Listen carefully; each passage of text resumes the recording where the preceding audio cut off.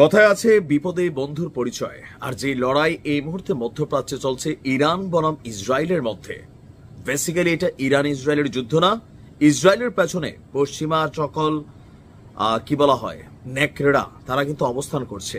America সর্বোচ্চ support করছে। Germany ইসরায়েলের সুরক্ষার জন্য অত্যাধুনিক প্রযুক্তির আকাশ প্রতিরক্ষা সিস্টেম পাঠাচ্ছে, এমনকি ইরানের বিরুদ্ধে সার্বিক সহযোগিতা দেওয়ার জন্য ঘোষণা করেছে। ইউরোপীয় ইউনিয়ন ইসরায়েলের পাশে দাঁড়িয়েছে। ইরানের পাশে কে? পাকিস্তান অলরেডি ডরাইলা আওয়াজে পাকিস্তান তারা তাদের সীমান্ত বন্ধ করে দিছে। ইরানে পরমাণু হামলা চালালে ইসরায়েল পাল্টা হামলা চালাবে পাকিস্তান, এই বক্তব্য থেকে পাকিস্তানের প্রতিরক্ষা মন্ত্রী সইরা গেছে। সৌদির যুবরাজ শুধুমাত্র বক্তব্যের মধ্যেই সীমাবদ্ধ। বাট ইরান যাদের উপর ভরসা করে এই যুদ্ধটা করছে, চীন এবং রাশিয়া, তারা কিন্তু বেইমানি করছে না। তথ্যপত্র তাই বলছে। দর্শক, ইরান ইসরায়েল সংঘাতে গেল দ্বিতীয় দিনই নাম জড়িয়েছিল যে রাশিয়া এবং চীন ইরানকে মেশিনারিজ দিচ্ছে, আর সেই অভিযোগকে এবার বাস্তবে প্রমাণ করে দিল আন্তর্জাতিক গণমাধ্যমগুলো। বলা হচ্ছে যে গোপনে ইরানকে অস্ত্র দিচ্ছে চীন।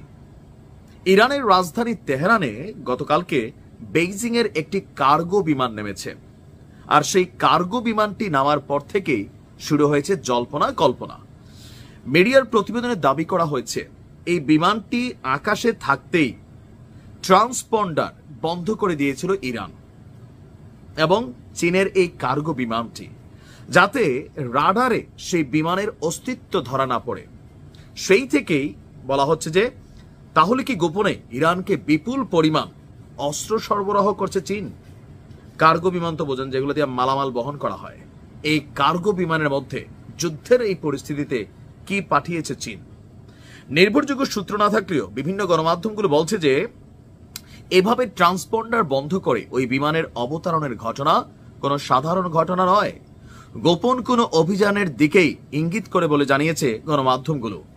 আর সকলেরই জানা ইরানের সঙ্গে চীনের সামরিক এবং কৌশলগত সম্পর্ক রয়েছে। ইসরায়েলি গণমাধ্যমগুলো বলছে তাই ওই বিমানে সামরিক অস্ত্র অথবা নিষিদ্ধ কোনো পণ্য থাকতে পারে, যদিও এই খবরটি নিয়ে চীন এখন পর্যন্ত মুখ খুলছে না। এরই মধ্যে ইরানকে কন্টিনিউ হুমকি দিয়ে যাচ্ছে মার্কিন প্রেসিডেন্ট ডোনাল্ড ট্রাম্প। জাতিসংঘ থেকে শুরু করে বিভিন্ন জায়গায় ইরানকে সাইজ করার জন্য নানান ধরনের সিদ্ধান্ত নেওয়ার পায়তারা করছে, কিন্তু সেখানেও বাদ সাধছে রাশিয়া এবং চীন। তারা বরাবরই ইরানের পক্ষে তাদের অবস্থান রেখেছে। তারা মনে করবে কেন ভাই? এটা তো সরাসরি যে প্রথম হামলা কে চালাইছে? ইসরায়েল চালাইছে। টার্গেট কাদের কি করছে? সাধারণ কোন যে একটা পরমাণু স্থাপনা কেন্দ্র নো। রাজধানী তেহরান থেকে শুরু করে বিভিন্ন দেশে বিভিন্ন শহরে ছড়িয়ে ছিটিয়ে থাকা পরমাণু বিজ্ঞানী, বিভিন্ন বাহিনীর প্রধান, তাদেরকে শেষ করে দেওয়া হয়েছে। তো স্বাভাবিকভাবে পুরো ঘটনা গভীরভাবে পর্যবেক্ষণের কথার পাশাপাশি তেহরানের পাশে সর্বাত্মক সহযোগিতা করার ঘোষণা দিয়েছিল চীন।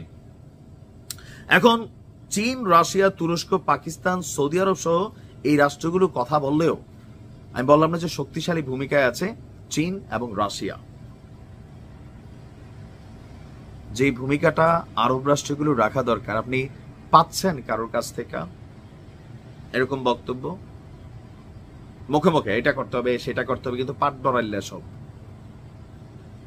যদি আমি বাচ্চা থাকি, জীবিত থাকাকালীন, আর আমার ইউটিউব চ্যানেল বা ফেসবুক আল্লাহ আমার রাখে, আমি ওই দিন দেখতে চাই যেদিন পাকিস্তান রে ধরছে, এদের কাছে মেশিন আছে ভাই, তুরস্ক রে ধরছে, জর্ডান রে ধরছে, মিশর রে ধরছে, সৌদিরও একাংশে ধরছে। ওই দিন দেখা মরতে চাই, যদি গ্রেটার ইজলি কখনো তৈরি হয়ে যায়। ভালো থাক।